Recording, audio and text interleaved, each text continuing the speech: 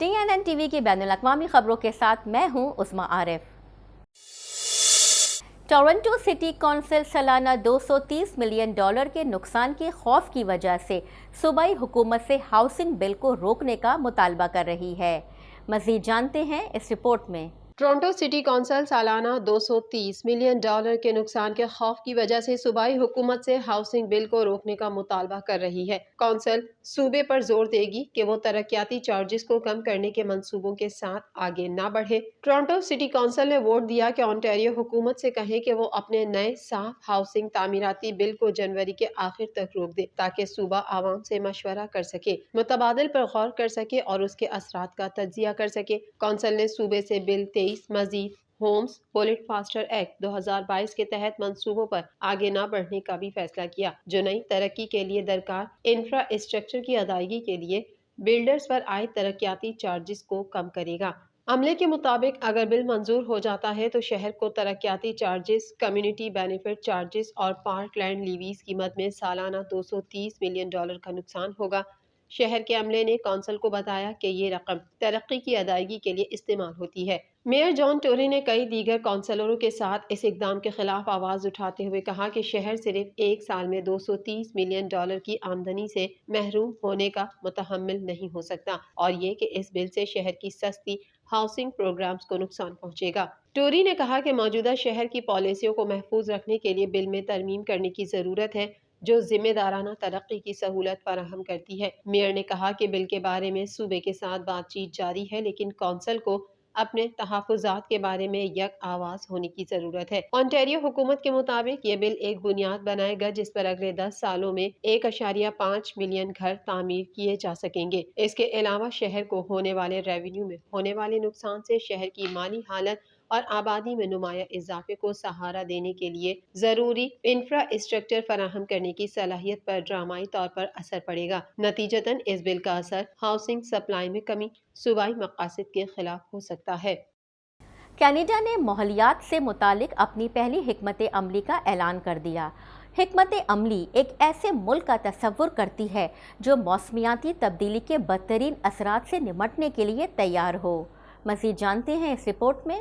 Canada نے ماحولیات سے متعلق اپنی پہلی حکمت عملی کا اعلان کر دیا جو وفاقی حکومت کو شدید گرمی سے ہونے والی اموات کو روکنے، پرجاتیوں کے نقصان کو تبدیل کرنے اور سیلاب اور جنگل کی آگ سے متاثرہ علاقوں میں گھروں کی حفاظت کے لیے نئے اہداف کا عہد کرتی ہے۔ Environment and climate change Canada نے یہ حکمت عملی جاری کی ہے جس کو بنانے میں تقریباً 2 سال لگے ہیں۔ پرنس ایڈورڈ جزیرے میں جو بحر اوقیانوس کے صوبوں میں سے ایک ہے جس نے ستمبر میں سمندری طوفان فیونا کا اثر محسوس کیا۔ حکمت عملی ایک ایسے ملک کا تصور کرتی ہے جو موسمیاتی تبدیلی کے بدترین اثرات سے نمٹنے کے لیے تیار ہو۔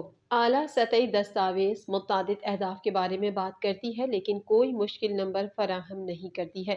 حکومت کا کہنا ہے کہ اس کا ہدف بعد میں نافذ کیے جانے والے مزید تفصیلی نفاذ کے منصوبوں کے لیے مرحلہ طے کرنا ہے۔ حکومت نے 5 سالوں کے دوران $1.6 بلین کی نئی فنڈنگ کا بھی اعلان کیا تاکہ اس کام کو شروع کرنے میں مدد ملے جو کرنے کی ضرورت ہے۔ اس رقم کا مقصد ڈیزاسٹر ریسپانس کو بہتر بنانا، کینیڈین شہریوں کو شدید گرمی اور صحت کے اثرات سے بچانا اور ڈیزاسٹر میٹیگیشن اور ایڈیپٹیشن فنڈ میں اضافہ کرنا ہے۔ وفاقی حکام کا کہنا ہے کہ نئی فنڈنگ ایک ڈاؤن پیمنٹ ہے اور اس نے تسلیم کیا کہ حکمت عملی کے اہداف کو حاصل کرنے کے لیے مزید کی ضرورت ہوگی۔ ہنگامی تیاری کے وزیر بل بلیئر اعلان میں اس کا اعتراف کرتے نظر آئے۔ بلیئر نے نامہ نگاروں کو بتایا کہ واضح طور پر حکومتوں کے تمام احکامات اور ملک بھر کے تمام کینیڈینز کی طرف سے اہم سرمایہ کاری کرنے کی ضرورت ہوگی۔ ٹورنٹو میں اس ویکینڈ پر موسم ملا جلا رہنے کا امکان ہے۔ اس ویکینڈ پر شہر میں دھوپ نکلی رہے گی جبکہ بارش کا بھی امکان ہے۔ مزید جانتے ہیں اس رپورٹ میں۔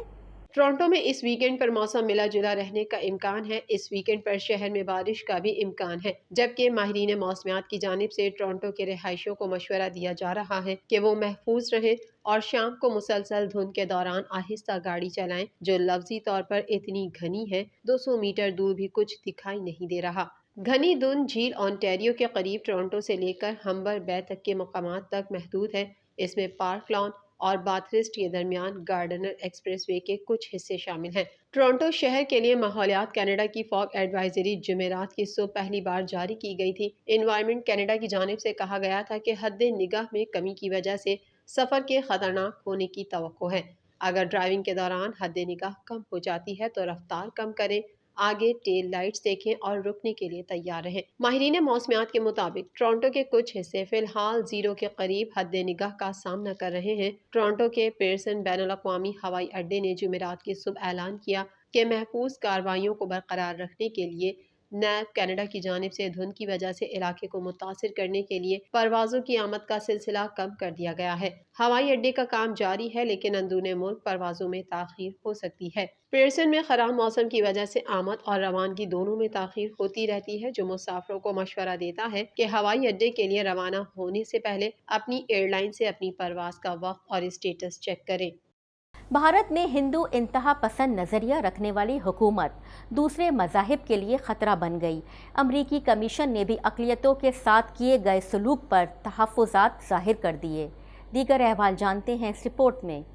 بھارت میں ہندو انتہا پسند نظریہ رکھنے والی حکومت دوسرے مذاہب کے لیے خطرہ بن گئی۔ امریکی کمیشن نے بھی اقلیتوں کے ساتھ کیے گئے سلوک پر تحفظات ظاہر کر دیے۔ رپورٹ کے مطابق 2022 میں بھی بھارتی حکومت نے جبری مذہبی تبدیلیوں، جنسی تشدد اور مذہبی انتہا پسندی کا سلسلہ جاری رکھا ہے۔ بین الاقوامی مذہبی آزادی پر امریکی کمیشن نے بھارت میں مذہبی عدم برداشت اور اقلیتوں کے ساتھ جبری سلوک پر شدید تحفظات کا اظہار کیا ہے۔ امریکی محکمہ خارجہ سے مطالبہ کیا گیا ہے کہ بھارت کو خصوصی تشویش والے ملک کا درجہ دیا جائے۔ رپورٹ میں کہا گیا ہے کہ بھارتی حکومت عبادت گاہوں سمیت املاک کی تباہی، منمانی حراست اور مسلمان صحافیوں کو ہراساں کرنے میں بھی ملوث رہے ہیں۔ امریکی کمیشن نے اپنی رپورٹ میں کہا کہ بھارت میں گزشتہ سال مذہبی آزادی کے حالات بدترین رہے۔ بھارتی حکومت نے قومی، ریاستی اور مقامی سطح پر جبری مذہبی تبدیلیاں، جنسی تشدد، مذہبی انتہا پسندی، عبادت گاہوں سمیت املاک کی تباہی، منمانی حراست اور مسلمان صحافیوں کو ہراساں کرنے کا سلسلہ جاری رکھا۔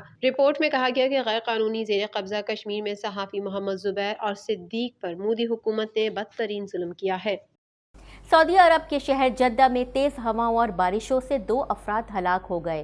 حکام نے تمام فلائٹس منسوخ کر دیں۔ مزید جانتے ہیں اس رپورٹ میں۔ سعودی عرب کے شہر جدہ میں تیز ہواؤں اور بارشوں سے 2 افراد ہلاک ہو گئے۔ حکام نے تمام فلائٹس منسوخ کر دیں۔ سعودی عرب کے شہر جدہ اور مکہ مکرمہ میں گرج چمک کے ساتھ موسلا دھار بارش ہوئی، جس سے نشیبی علاقے زیر آب آ گئے۔ حکام کے مطابق مکہ جانے والی سڑکیں بھی بند کر دی گئی ہیں۔ سوشل میڈیا پر جاری ہونے والی ویڈیوز میں طوفانی بارش کے بعد سڑکوں پر جمع پانی دیکھا جا سکتا ہے، جس میں گاڑیاں تیر رہی ہیں۔ بارش کے باعث پروازوں کے عملے کو ایئرپورٹ پہنچنے میں مشکلات پیش ہیں، جس سے فلائٹ آپریشن متاثر ہونے کا خدشہ ہے۔ شاہ عبدالعزیز ایئرپورٹ انتظامیہ نے بیان جاری کیا کہ موسمی صورتحال کی وجہ سے کچھ پروازیں معطل کی گئی ہیں۔ فجر سے قبل ہی حکام نے طوفانی موسم کے پیش نظر جدہ میں اسکول اور یونیورسٹیاں بند رکھنے کا اعلان کر دیا تھا۔ اس پورے ہفتے مزید بارشوں کا امکان ہے۔ جمعے کی موسمی پیش گوئی کے مطابق دوپہر تک مزید طوفانی بارش ہوگی۔ پاکستان ایئر لائن کے ترجمان نے اپنے بیان میں کہا کہ جدہ ایئرپورٹ پر عملہ مسافروں کی رہنمائی کے لیے موجود ہے۔ مسافروں سے گزارش ہے کہ اپنی فلائٹ کے لیے ایئرپورٹ 5 گھنٹے پہلے پہنچیں تاکہ ٹریفک جیم میں نہ پھنسیں۔ ترجمان نے مزید کہا کہ مسافر پی آئی اے کی help line, Jeddah P I A office اور اپنے ٹریول ایجنٹ سے اپنی پرواز کی روانگی کا وقت معلوم کر سکتے ہیں تاکہ مسافروں کو اپنی پرواز کے حوالے سے دشواری کا سامنا نہ کرنا پڑے۔ TNN ٹی وی کے نیوز بلیٹن سے فی الحال اتنا ہی۔ مزید خبروں اور اپڈیٹس کے لیے دیکھتے رہیے TNN ٹی وی۔